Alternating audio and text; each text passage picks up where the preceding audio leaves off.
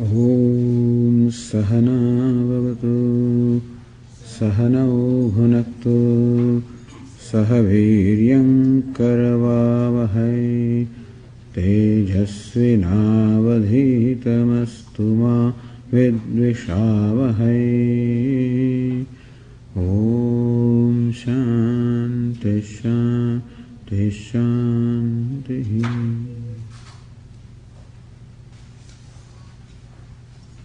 From the verse 16, let us chant.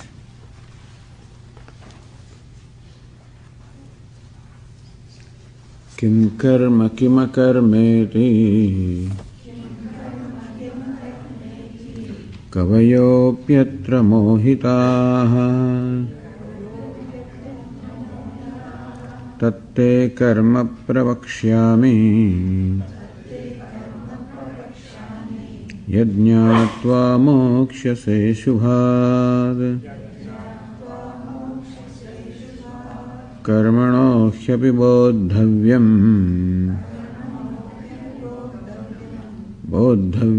ca vikarmaṇah akarmaṇasca bodhavyam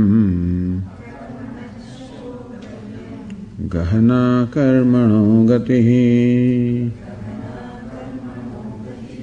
karmaṇya karmayah pasyet akarmani ca karmayah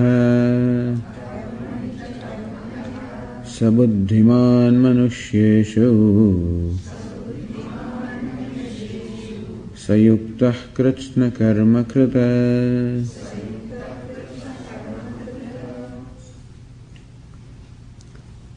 Karmano hyapi bodhavyam. What is meant by karma or action is to be understood.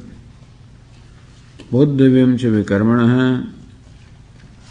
What is vikarma or forbidden action, and akarma, what is inaction? One has to understand what they mean. Gahana karmano gatihi, because it is rather difficult to understand the nature of karma. And the question was answered by, or this proposition is answered in the next verse, 18th verse, karmani akarmayah pasyet. So why is it so difficult to know or to understand karma? For the simple reason that this Brahma, the delusion, obtains in life of every human being, where everybody takes for granted the Atma or self as karta or doer or performer of an action. Whereas, in fact, the action and the doership of action, both of them belong to anatma, to non-self, to the body-mind complex. So sense of doership or kartritva is in buddhi. It is the mind, the sense organs, the body, they perform the actions. But what belongs to the buddhi and the sense organs and body, meaning what belongs to anatma, non-self, is thought to be belonging to self. This is called adhyaropa or superimposition. This is how Vedanta explains whatever we feel about ourselves. Because the question that arises is, if the self is limitless by nature, if it is actionless by nature, how come I feel I am limited? How come I feel that I am performing actions? Why is it so?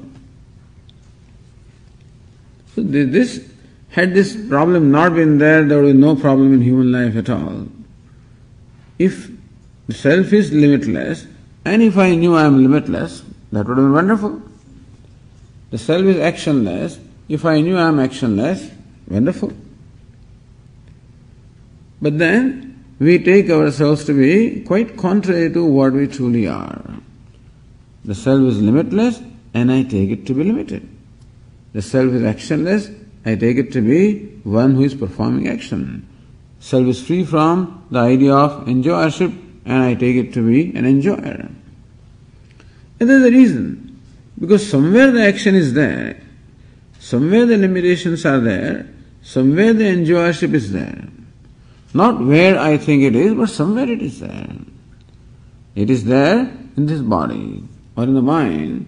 The limitations are in the body mind. Body is limited, mind is limited, intellect is limited, ego is limited, everything is limited. Limited in every way. Limited in time, limited in place, limited in capacity, in attributes. All kinds of limitations are there. Action also is there because there is change, the body is subject to change, the mind is subject to change, and therefore they are subject, therefore constantly some activity is going on in the level of body, sense organs, mind. It is their nature. So it is the nature of the body-mind complex to be limited. It is its nature always to change because that's how it is. They are made of matter or prakriti or primordial matter, made of sattva, rajas and tamas. That's another way of saying. So three gunas, sattva, rajas and tamas, that's what makes the matter. That's what the matter consists of. The gross body, the physical body, is a product of what we call tamas. And organs of action and our pranas are the product of rajas. The organs of perception and the mind are the products of sattva. So sattva, rajas, tamas. These three gunas, in fact, these three constituents make up this body-mind sense complex. And since it is made up of matter, it is inert, and therefore it is its nature to change. And it is its nature to be limited. To be born, to undergo change, to perish, that is its nature. There is nothing wrong in it. And by same token, the self is changeless, limitless, free from modification. That is its nature. So if we knew this, if we knew the self as self, and non-self is non-self, life would have been wonderful. That's about all that is required to be done. There is nothing required to do. The limitations need not be worried about. I need not try to change the body-mind complex. I need not try to make it free from limitations, because regardless of what I do, it will remain limited anyway. Meaning that by doing something with my body, or with my mind, or with my sense organs, I can never expect to become limitless or free from limitation. By steadying my body and by preventing it from any movement, I cannot expect that I'll become actionless, which is what I'm trying to do. Right now, I'm trying to be limitless by somehow making this body, the mind, intellect as large, as vast, as big as possible, and thinking that that's how I'll become limitless. I want to become free from action by somehow controlling the mind, restraining the body. But I can never achieve what I am seeking through this, because it is nature of anatma, non-self, to be limited. It is nature to change. And therefore I cannot make it changeless. So changelessness cannot be that this non-self becomes changeless. Limitlessness cannot be by making this non-self limitless. And so, on account of these notions, throughout my life, what I am trying to do, see, this is to be understood what it is that we are trying to do in our life. It is not what we are doing. It is the intention with which we are doing things. We are pursuing something in our life, and what are we pursuing? We are pursuing, as we said, becoming totally free from every sense of limitation, because I cannot accept any sense of limitation about myself. That also is natural. I just cannot accept a sense of limitation about myself. I find myself limited, and I cannot accept the limited I. This is a big thing. Whenever I think of myself, I see myself as a limited being. Limited in time, because I did not exist before a certain time. I know I would not exist after a certain time. I am limited in time. I am at one place at one time, limited in place, limited in capacities. However great I am, however brilliant I am, I am still limited. Great scientist I may be, great engineer I may be, great physician I may be, sub-specialist, sub-specialist. But still that sub, that's all, then other things I still would not know. Which is quite all right. But as I say, I cannot stand the idea that I cannot stand my perception that I am lacking, I am limited, I am inadequate. And therefore the mind is constantly struggling to become free from the sense of lack. And so whatever it does, whether acquiring something or getting rid of something, whatever I am doing in my life, behind that there is only this desire, and that is to become free from a sense of inadequacy or sense of limitation. That desire is very genuine. What I desire is very genuine, but the way I am trying to fulfill that desire is not right. And so Vedanta teaches that somehow what you think about yourself is not what you really are. You are not what you take yourself to be, and so you are not limited. You are not what you take yourself to be. Then how do I perceive myself to be a limited person? Because limitations do exist at the level of body-mind, which are thought to be existing at the level of self. So what is this? Transferring. What exists here is transferred. In psychology I've got transference, which is same as adhyarava, superimposition. So they say that a person, even though he is 50 years old, because of the deep impressions that are there of the experiences of childhood, sometimes when a given situation occurs now, that situation triggers something and he goes back to what he was at the age of 5, because that's how he was treated at that time. And whatever he felt at that age, he feels right now. And he doesn't even know that the way he is responding he's responding like a 5-year-old child. He doesn't know. So in the 50-year-old body, there's a 5-year-old child at that time. So what happened at a given time is transferred now. Anyway, why I'm mentioning is because the idea of superimposition is recognized by others also. And therefore what is necessary is simply to know the self as the self and non-self as the non-self. Therefore Lord Krishna said, Karmani akarmayah pasyet, one who recognizes that the self is actionless, meaning limitless. Actionless, changeless, imperishable, eternal, limitless. And akarmani karmaya, also recognizing that even when this body-mind complex is restrained from every activity, still it is its nature to change. And therefore, change and action and limitations are all at the level of non-self, and in spite of these limitations I am limitless. The thing is that in spite of the body being mortal, I am immortal. In spite of the body-mind being limited, I am limitless. In spite of them, not that if some changes happens there, that I will become limitless, that I am. Yah pasyet, one who sees this nature of one's own self. Saha manushesha buddhiman, he is the one who is wise among the human beings. So, Mundaka Upanishad says there are two kinds of knowledge. One is called aparavidya, the lower or inferior knowledge. Other is called paravidya, the higher or superior knowledge. One is the knowledge of the non-self, other is the knowledge of the self. So regardless of how much I know about non-self, how much I know about physical things, physical sciences, how much I know about the physical world, even about the body, about the mind, about everything, and still, as long as I do not know the true nature of self, that knowledge is incomplete. Therefore, one who has paravidya, one who has the knowledge of the self, he is a real wise person. Sayukta, he is a yogi. Sakrishna karmakrit, he has gained, he is the fulfillment in his life. He has done what needs to be done.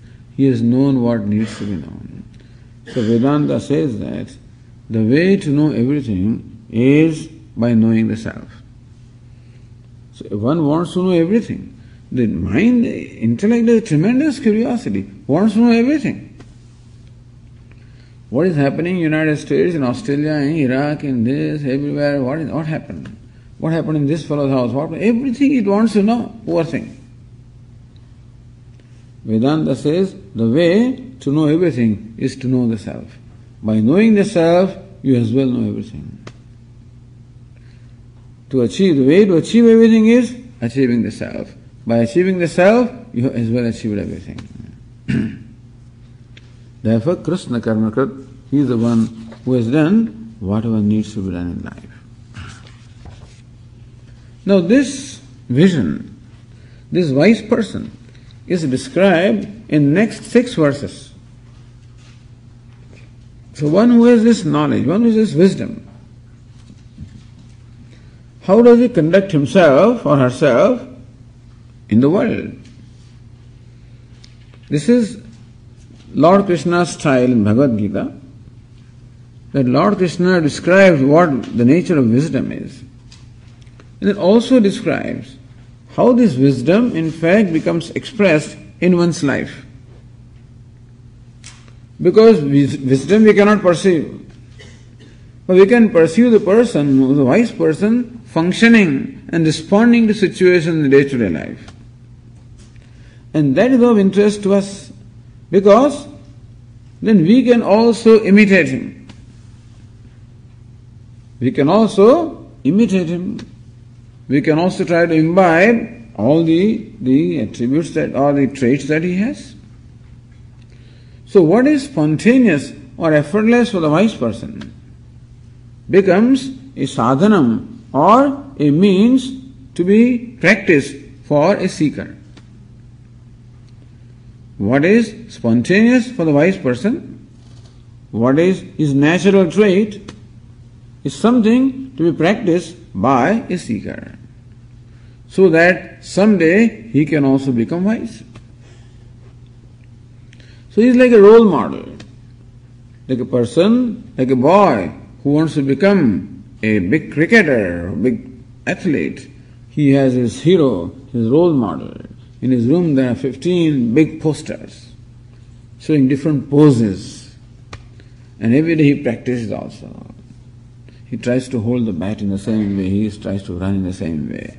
And so also for the seekers of knowledge, Lord Krishna gives in different places in Bhagavad Gītā a beautiful pictures of the wise person from different standpoints. In the 2nd chapter, a beautiful picture was given from a standpoint of wisdom called Sthita Prajna, one who abides, one who has an abiding wisdom, abiding knowledge. Here also same person is described, but from the standpoint of karma. So how does he act? That's what is described in the next 6 verses.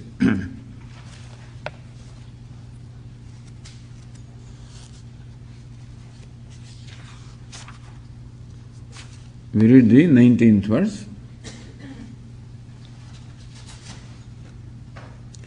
Yasya sarve samarambhaha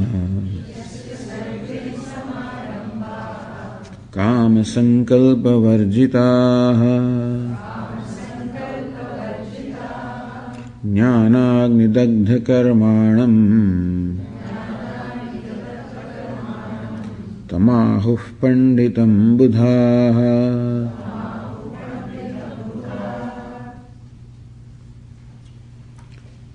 Yasya sarve samarambhaha. Samarambhaha, all undertakings. One whose all undertakings are kama sankalpa varjitaha. Varjitaha, free from kama, the desire, sankalpa, the will.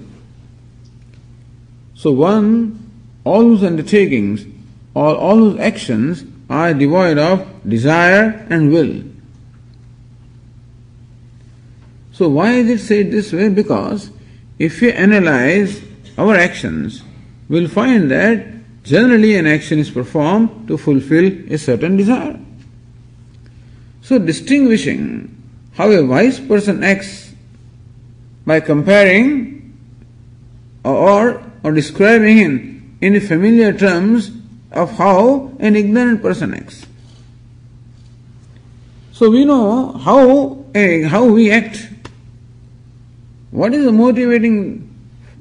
motivation behind performance of an action usually? The motivation is that I seek to fulfill a certain desire through performance of an action. Because there is some desirable end that I want to reach, there is some desirable thing that I want to achieve. Therefore, generally, it is the desire that prompts the person. It is desire that is the motivating factor behind an action of an ordinary person. Why is that desire? What does the desire show? Desire shows a certain lack in me.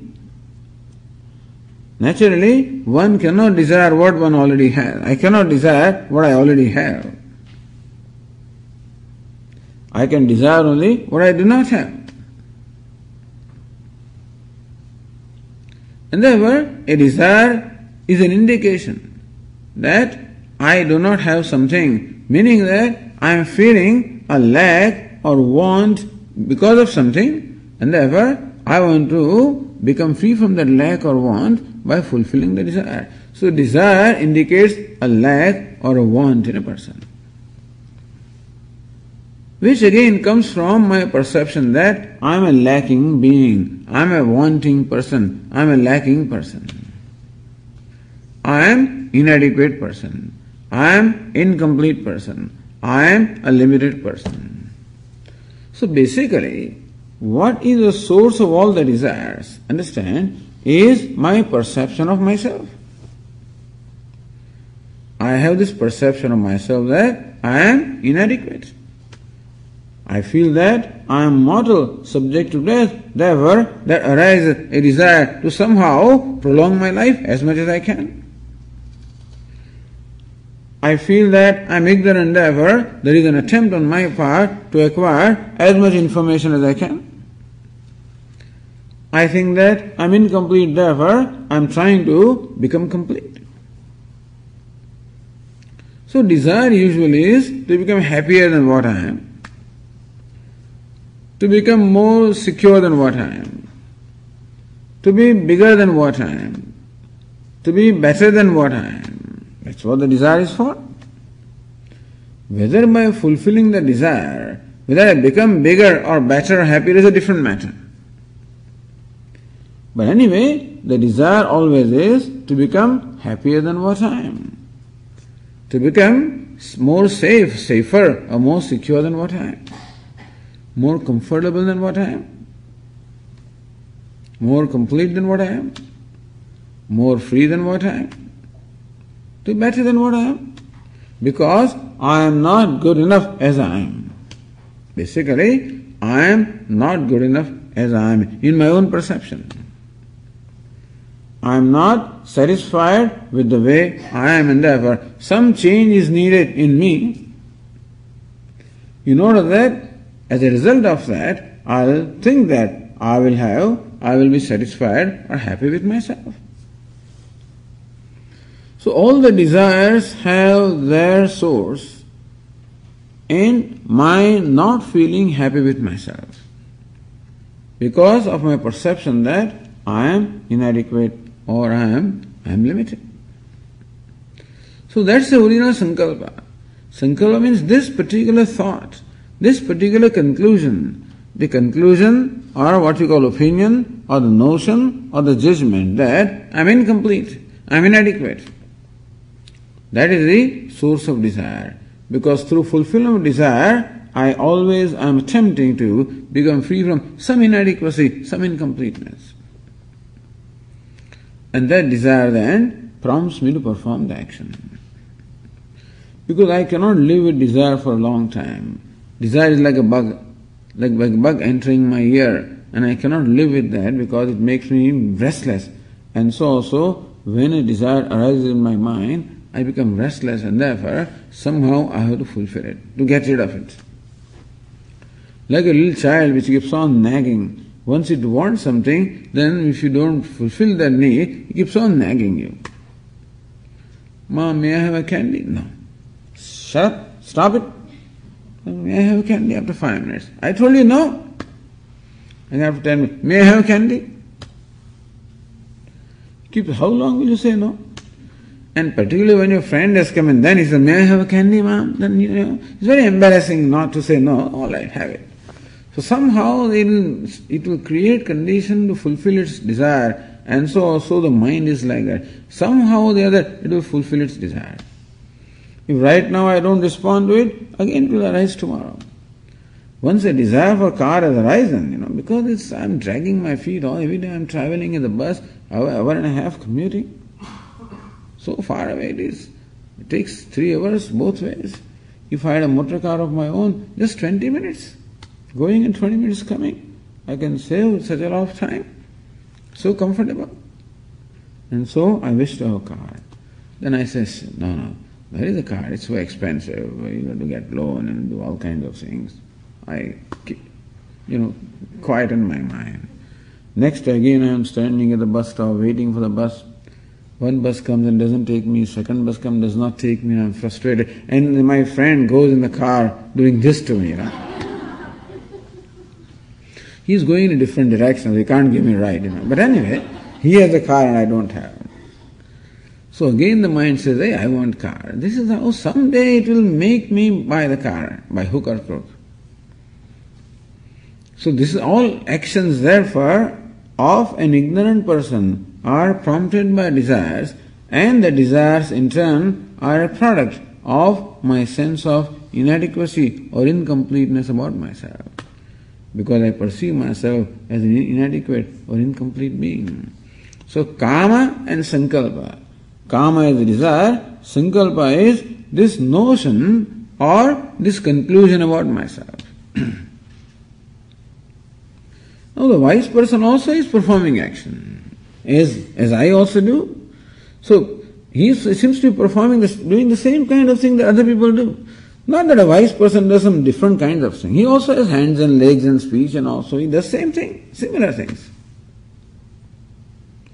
So as far as the kind of action is concerned, it may not be much different.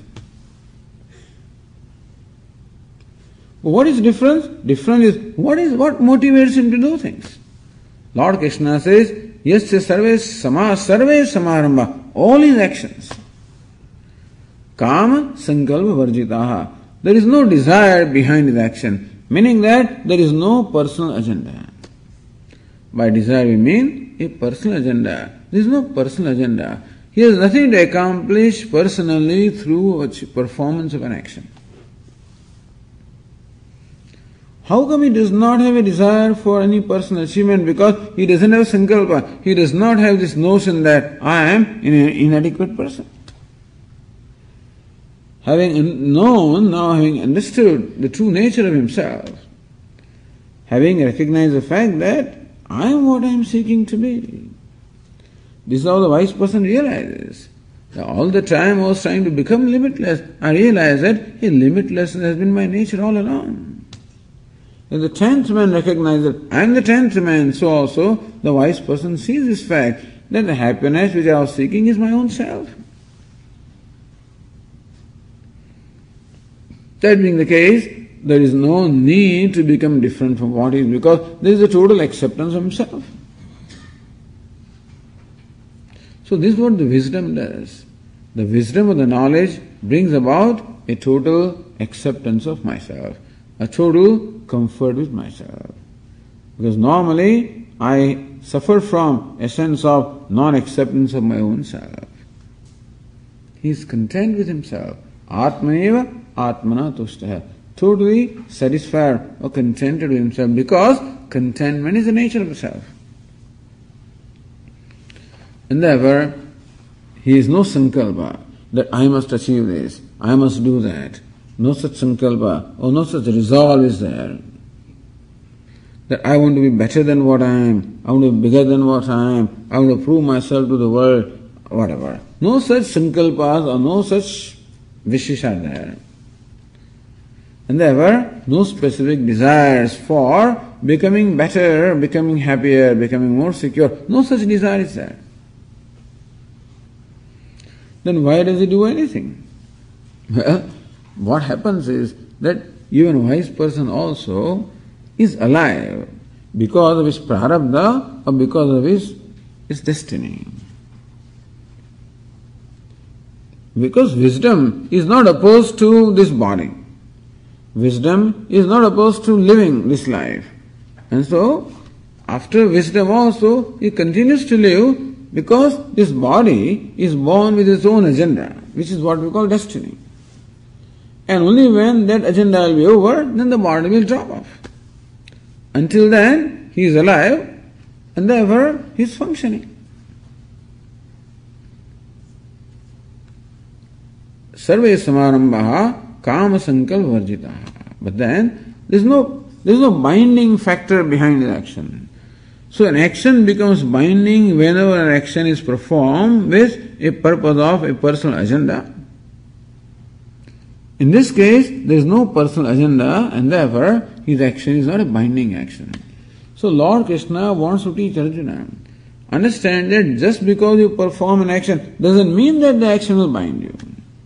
It is not action that binds you, it is what is the motivating factor behind the action that binds you. It is a desire that binds you. What kind of desire? Desire meaning a personal agenda.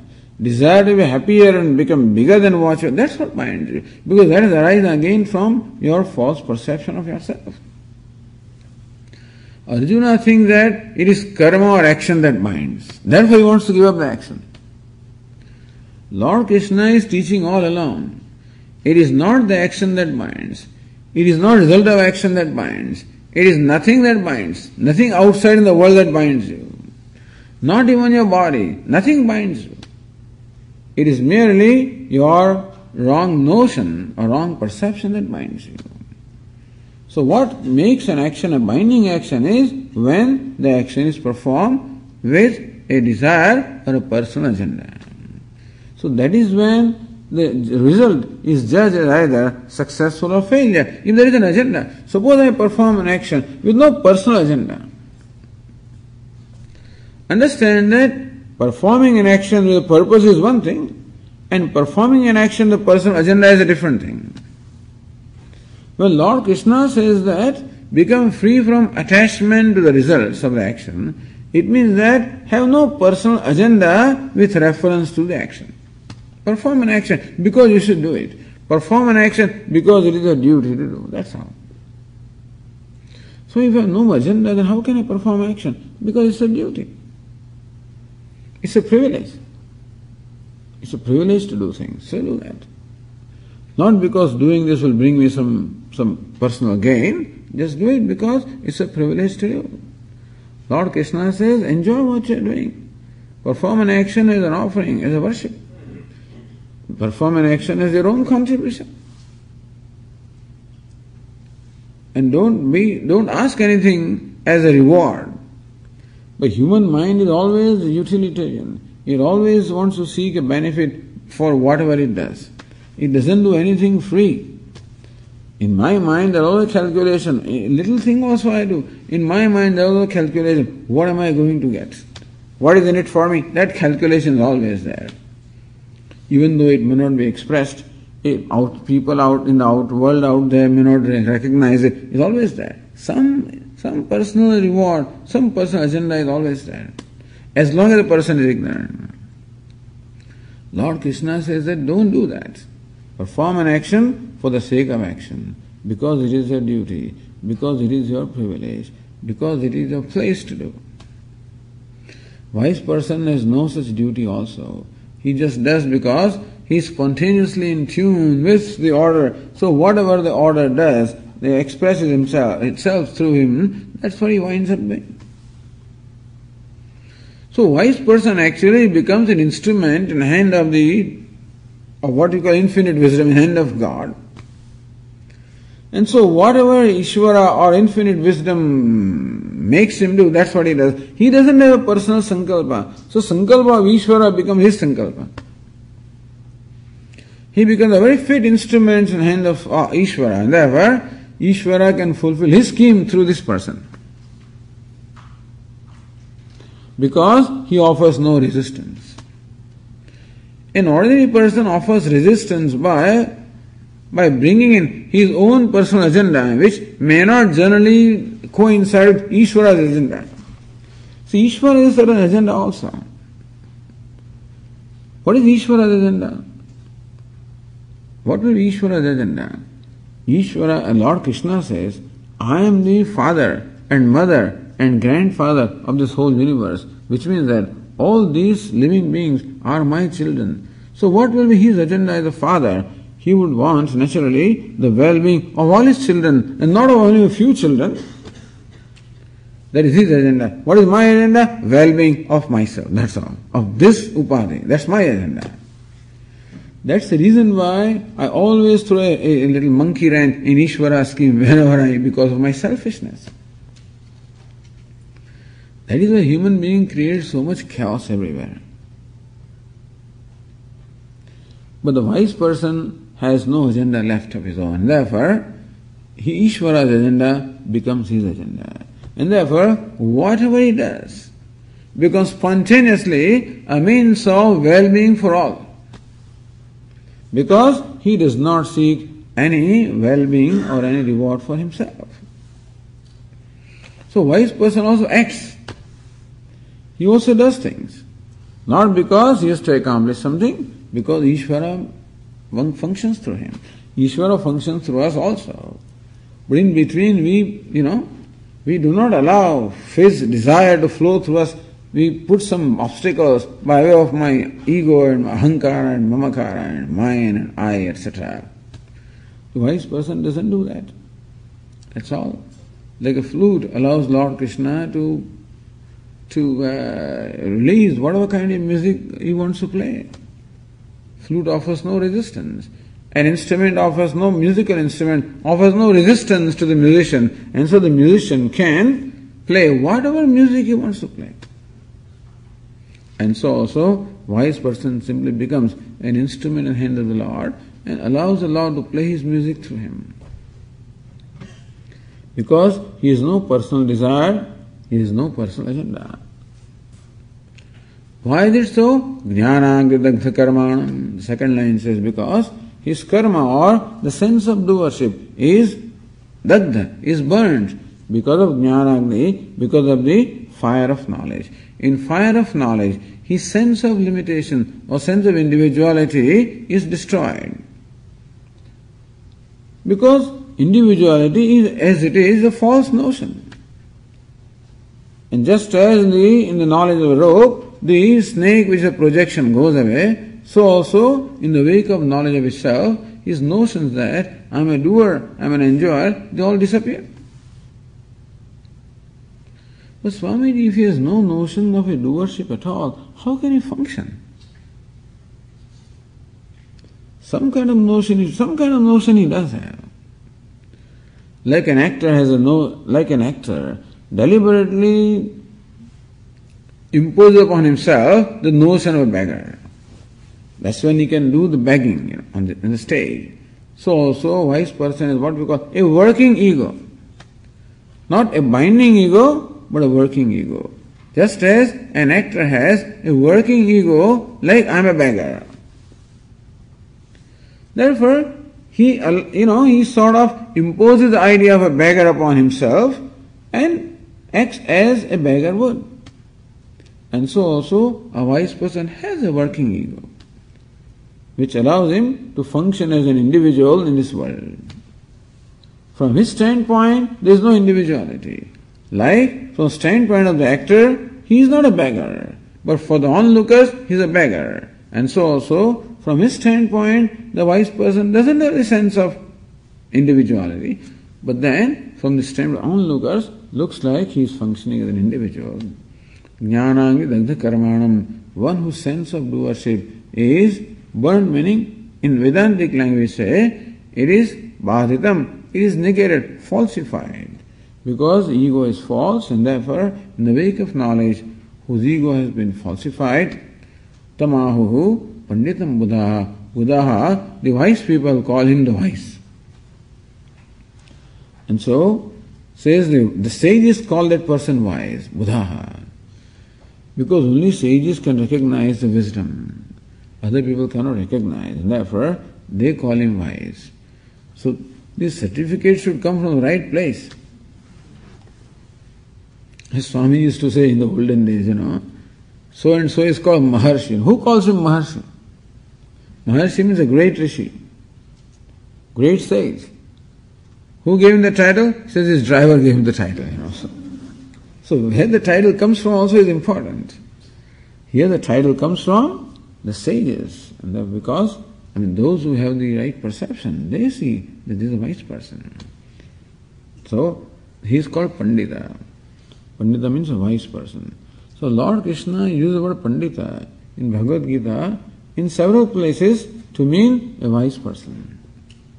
Pandam itaha panditaha. One who has come to or attained Panda. Panda means wisdom. Wisdom pertaining to self. So one who has self-knowledge is called Pandita. Although the word Pandita also is used for any learned person. A person who is learned in grammar, learned any discipline knowledge also is called Pandita. But here is a real Pandita because Panda means the Brahmajnanam, knowledge of Brahman. So he is Pandita in the right sense, in the proper sense. In the second chapter also, Lord Krishna used the word Pandita. Gatasun, agatasumsya, nanu shochandi panditaha. The Panditas or wise are those who do not grieve for those who have left and those who have not left. Those who are departed, those who are not departed, they do not grieve, meaning that no event causes grief in them. In the fifth chapter also again Lord Krishna uses the word Pandita in different contexts, but describing a wise person. Panditaha samadarshinaha. Wise people are those who see the same self in all the beings. This very same verse again is expanded in subsequent verses. So let us read the verse 20th.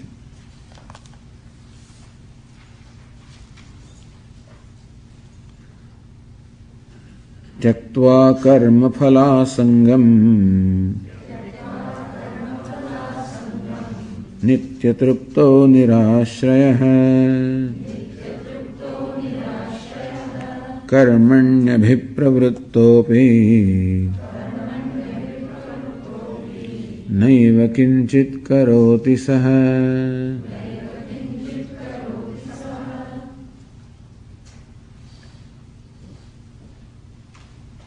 Tyaktva karma phala sangam.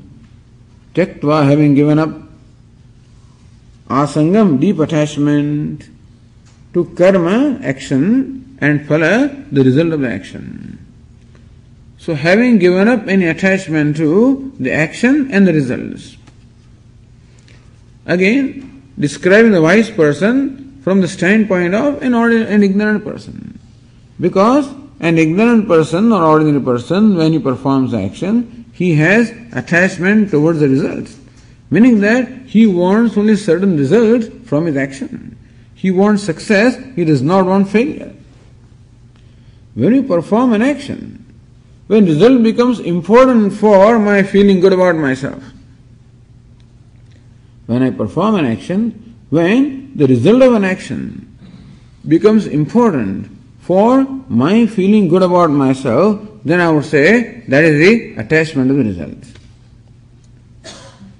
So I am participating in a race, 400 meters. Well, fine. But if the result is important, that I should be number one, or at least in the first three, then alone I can be happy, otherwise I cannot be. Then that is called the attachment to the result of action, because my happiness or otherwise is dependent upon the result. And therefore, result becomes very important to me. The result or outcome must be such and such, because then alone I can be happy, otherwise I cannot be happy. If I cannot secure the first rank in the examination, I cannot be happy. Merely passing examination is not enough. There was a time when I used to have 30th rank in the class. Then slowly rank was 20th, then 10th, then 5th, then 2nd. So the family people will say, oh, 2nd, why not first rank? And work hard, get first rank. Then it's expected that you always secure first rank, Then it almost becomes an expectation that, oh, this time you didn't get first rank, second rank. So you are made to feel as though you failed, Second rank also is a good thing, but still. And so now whenever I appear for an exam, what is important is not only that I pass, I must have first rank. If I don't, I feel miserable. The fellow who gets 35th rank, he is happy when he gets 34th rank. He is not miserable. The fellow who gets first rank becomes miserable when he gets second rank. Because of an expectation of what the result should be. And why that expectation? Because my sense of well-being, my sense of success, my sense of satisfaction with me depends upon what the result is. I judge myself based on the result. This is called attachment to the result. It is not that I perform an action without consideration of a result. Because nobody can perform an action without a certain plan, without a certain purpose. There is and there should be a purpose behind performing an action. No, Swamiji, I am just taking, where are you going? Nowhere. Just loitering, just taking a walk. No, still there is a purpose there also. You are just to relax. Because going someplace is too much stress, therefore I am just walking, that's all. But there is, some purpose is there. Nothing. So purpose must be there behind an action. Because usually people think that perform action without attachment to result. Or don't expect result while performing action. That is the usual understanding of Karma Yoga, which is impossible because nobody can perform an action without some end in mind. When I am shooting an arrow, there is some target that I want to shoot. And that's how it should be. And that's what makes me work hard for achieving a certain purpose. The only, what is meant by not attachment to the result of action is that I can feel equally comfortable whether the arrow shoots the target or does not shoot the target. If my comfort or my sense of well-being or my sense of success does not depend upon whether the arrow hits the target or not, then I would say that I am detached from the result. Swami, that means you'll just throw the arrow. No, I don't throw the arrow anyway. I'm committed to shooting the target. At the same time, I do not condemn myself if the target is not hit, nor do I congratulate myself when the target is hit,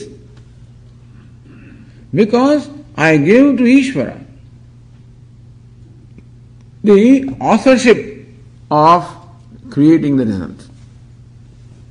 And therefore, if the arrow hits the target, thank you, God. You did it. It's your grace. I don't take the ownership. Once I take ownership, then only I can feel success or failure. If arrow does not hit the target, thank you, Lord. Well, that's what you wish. Well, I also accept it. I accept your wish. Meaning that merging our wish into the wish of Ishvara. This is called surrender. This is called surrender. This is called devotion. This is called accepting Ishvara in our life. That I desired that my arrow should hit the target, but Ishvara has desired something else. It should not hit the target. All right. I don't insist that my desire, my will be done, your will be done. So that is called bhakti, called surrender, that is called accepting Ishvara, that is called merging my will into the will of Ishvara. So this is how a devotee slowly and slowly identifies with Ishvara. This requires me to give up my identification with the ego. Because if I am identified with ego will feel bad because I did not achieve the result. Or ego will feel elated because I was successful. So when I feel successful or when I feel failure, that means that I am assuming the ownership of the outcome. Lord Krishna says, you are not the owner of the results. Ma karma phala hetur bhuhu. Karmanyavadikaraste ma phaleshu kadachana. Ma karma phala hetur bhuhu. Do not become the author of karma phala. Do not become the author of the results. Karmanyavadikaraste, remain the author of the action. Do not become the author of the result. Meaning that take the responsibility for action. Do not spare any effort as far as performance of action is concerned. Because that also is a problem. Swamiji, if I don't care for result, then what does it matter what I do? I'll do what? No. Lord Krishna says that you must take the responsibility for action and perform the action to the best of your capacity. Mukta sangaha samachara. Samyak achara. Perform your action well, remaining detached from the result. So understand Karma Yoga, there are two aspects. One aspect is, while performing action, I am committed to do the best that I can. Because I look upon action as my contribution, then I want to offer the best to Lord. Even in our day-to-day puja also, what we offer to Lord as Naivedya, or whatever you offer to Lord, is usually the best. When you offer garments, when you offer garlands, when you offer ornaments, whatever you offer, usually a person offers the best to the Lord. And so also my karma, my action is my offering to Him. Therefore it should be best. Which means that I must put the best of the efforts. And I must put my soul, into the action that I perform. That is my commitment. That is called being responsible for performing action.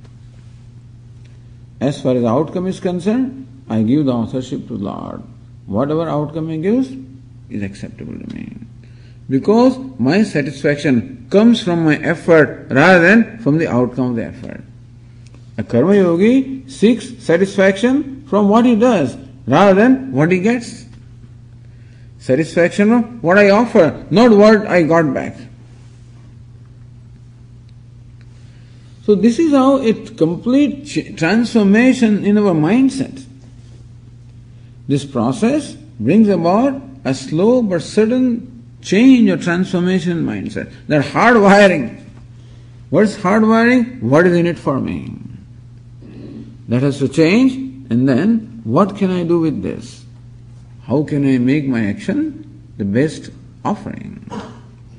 And what did I get out of that? Is immaterial. So here, of course, for wise men this is spontaneous. Tyaktva karma phala sangam. He has no identification even with action. He doesn't even think that I am performing action. This karma yogi has that much, understand? Karma yogi has this identification that I am performing action. The wise person doesn't even have that. He knows that action is being performed in my presence. He has no identification, there is no sense of doership, nor does he have any demand that because I did something that I must be rewarded. No such demand. For a karma yogi, performing action itself is a reward. Now imagine, suppose we function like this, that whatever I do itself is a reward. Then what the consequences are, what the result is of no consequence. And the outcome is always in future, outcome is uncertain. Whereas what I do is certain because I can control that. So if what I do becomes source of my happiness, then I can control my happiness. If what the outcome is the source of my happiness, then I can never know whether I'll be happy or not, whether outcome will be what I want. Lord Krishna says, why worry about? Because result is uncertain. Karma is certain. So let your satisfaction come from what you do. And gracefully accept the outcome as a gift of God. God gave me serenity to accept gracefully what I cannot change. The karma phala I cannot change, and therefore accept it gracefully as prasad of the Lord. Meaning accept it gracefully means accept it with a sense of blessing, being blessed. Tyaktva karma phala sangam nitya. How come the wise person he doesn't make any demands at all? See, when we perform an action, we make a demand that the world is obliged to give me reward because I did this. He doesn't. Why is it so? Because nitya trupta. He is always content. Nitya trupta. Always contented. Because he knows the self as of nature of contentment. Therefore, he is contented with himself. So the Nitya Trupta, always contented. See, Trupta means contented. Nitya Trupta, always contented. How can a person be always contented? Only if his contentment does not depend upon anything other than himself. If my contentment depends upon what I get, then there is no certainty whether I will be contented or not. But if my contentment depends upon myself, I am of the nature of contentment. Atmaneva Atmana Tushtaha. One who is satisfied with himself by himself. So he is always content with himself. Swamiji, is it a make-believe thing? It's not a make-believe thing. Because self is of the nature of happiness. Self is of the nature of fullness. Therefore, he knows I am full, I am complete. And therefore, Nitya Trupta. Meaning that he does not require anything other than himself to be happy. Always happy with himself. And when a person is happy with himself, he is happy with everybody else. When he is at home with himself, then he is at home everywhere. The reason why we don't feel comfortable in many places is because we are not comfortable with ourselves. In some places, with some people, under some conditions, I am not comfortable. I avoid going to places, avoid meeting some people, avoid various things because I am not comfortable with myself under those conditions. But Nitya Trupta, one is always comfortable with himself and therefore he is comfortable everywhere. When one who is at home with himself is at home everywhere. So our Swamiji, when he started his talks in Chennai this year, talking about Vedanta and psychotherapy, some new topic. So describing the ordinary person, poor fellow, all the time fearful, under stress, not at home, uncomfortable. How can you live your life like that? So we'll tell you how Vedanta teaches you how to live the life without this kind of things. But Vedanta teaches that you should know yourself. Then you will find that you are what you want to be and therefore you are happy with yourself. Nitya Trupta, always contented because contentment is his nature. Nirashraya, therefore not ashrita or depend upon anything. When I am not contented, then I become dependent upon something to make me feel contented.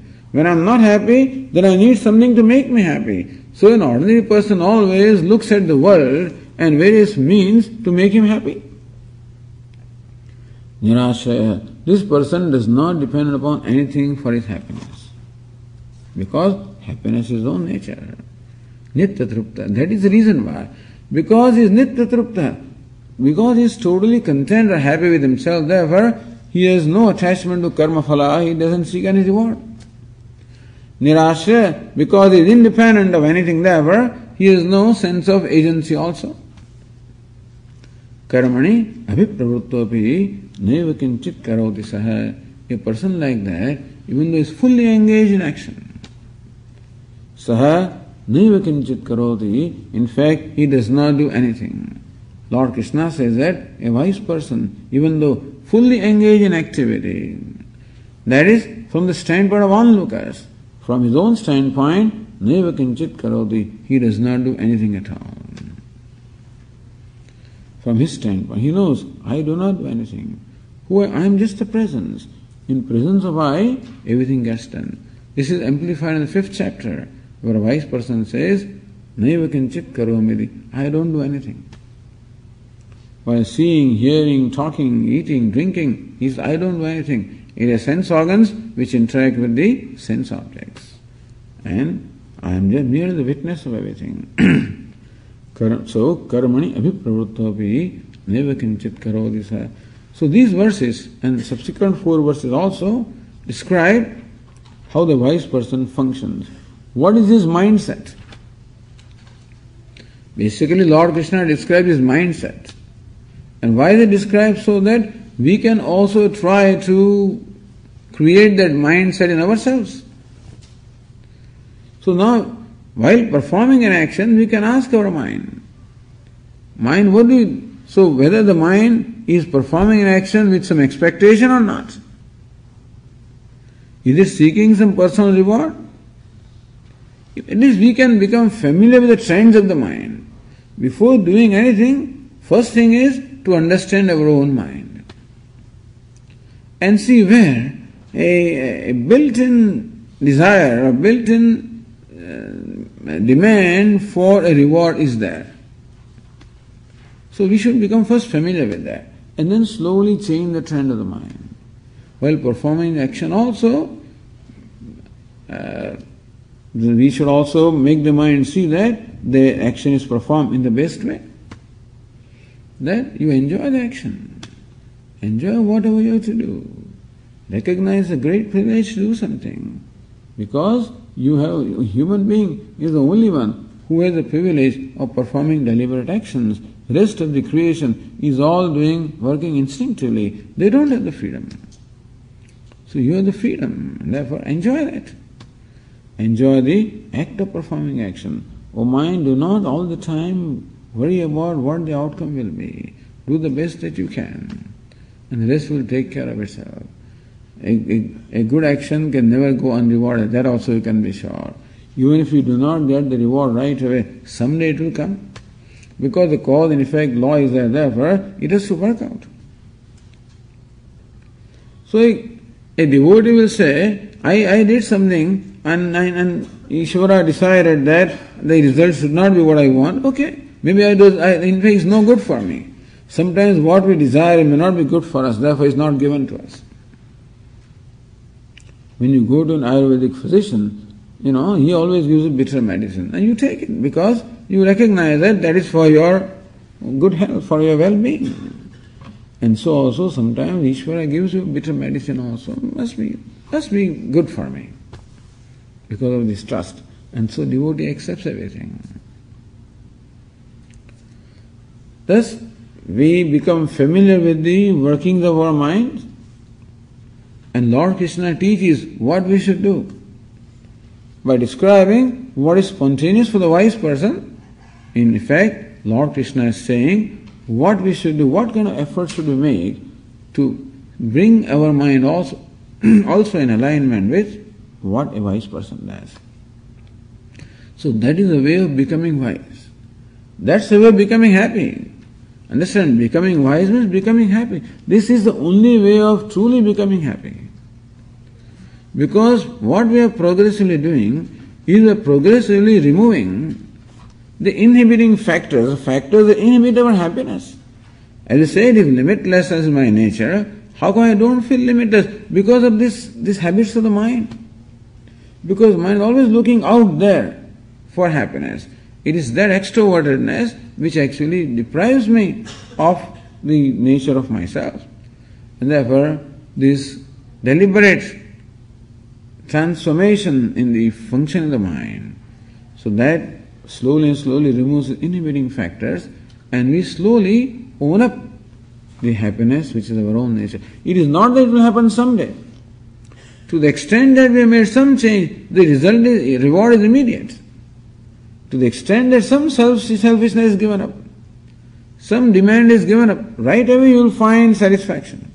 As we say, perform any good action of helping somebody without an expectation of a reward, and you may perhaps have to take some trouble to do that. As a result, you feel very good about yourself. It is our experience that we always feel good about ourselves whenever we do a good action, reaching out action. So therefore, this process makes me feel good about myself every step. Therefore, moksha will happen someday. But every step we keep on becoming free, and therefore this freedom becomes a process which culminates into a total freedom. So this is an advantage. It's not that whole life I work hard and after death I'll become mukta or something. No. We keep on becoming free. We keep on discovering the inner contentment every step. So that's the advantage of this process of bringing about a transformation of ourselves based on this teaching of Vedanta. Okay. Om Purnamadav पूर्णमिदं पूर्णात् पूर्णमुदच्यते पूर्णस्य पूर्णमादाय पूर्णमेवावशिष्यते। ॐ शान्ति शान्ति शान्तिः। शङ्करं शङ्कराचार्यं केशवं बादरायणं सूत्रभाष्यकृतौ वन्दे भगवन्तौ पुनः पुनः। ईश्वरो गुरुरात्मेति मूर्तिभेदविभागिने व्योमवद्व्याप्तदेहाय दक्षिणामूर्तये नमः। ॐ शान्ति शान्ति शान्तिः। हरि ओम्। श्रीगुरुभ्यो नमः। हरि ओम्।